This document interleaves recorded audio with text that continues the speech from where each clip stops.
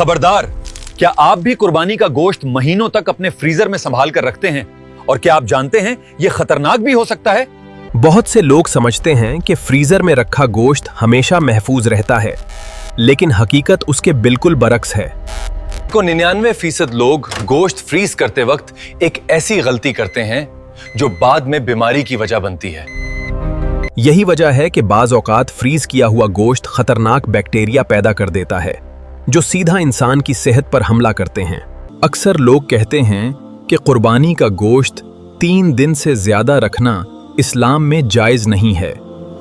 रसूलुल्लाह तगार के दौर में मदीना में शदीद कहत आया, तब गरीबों की मदद के लिए गोश्त ज़ख़ीरा करने से रोका गया था।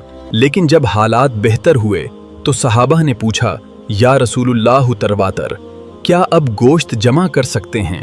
तब नबी करीम तुक ने फरमाया, खुद भी खाओ, ज़ख़ीरा भी करो और दूसरों को भी खिलाओ, यानी इस्लाम में इसकी कोई खास हद नहीं। अब आते हैं साइंस की तरफ। माहिरीन के मुताबिक आम फ्रिज में रखा हुआ गोश्त सिर्फ 3 से 5 दिन तक महफूज रहता है, लेकिन अगर गोश्त डीप फ्रीजर में -18 डिग्री पर रखा जाए तो ये 6 से 12 महीने तक महफूज रह सकता है। नाजरीन, पहली बड़ी गलती ये है कि लोग गीला गोश्त सीधा फ्रीजर में रख देते हैं, जो बाद में जरासीम पैदा करता है। नाजरीन, पहली बड़ी गलती ये है कि लोग गीला गोश्त सीधा फ्रीजर में रख देते हैं, जो बाद में जरासीम पैदा करता है। दूसरी खतरनाक गलती यह है कि गोश्त के बड़े ब्लॉक्स जमा दिए जाते हैं, फिर पिघलाकर दोबारा फ्रीज किया जाता है, जिससे खतरनाक बैक्टीरिया पैदा होते हैं। इसीलिए माहिरीन कहते हैं कि गोश्त को हमेशा छोटे छोटे पैकेट्स में रखें, ताकि दोबारा फ्रीज ना करना पड़े।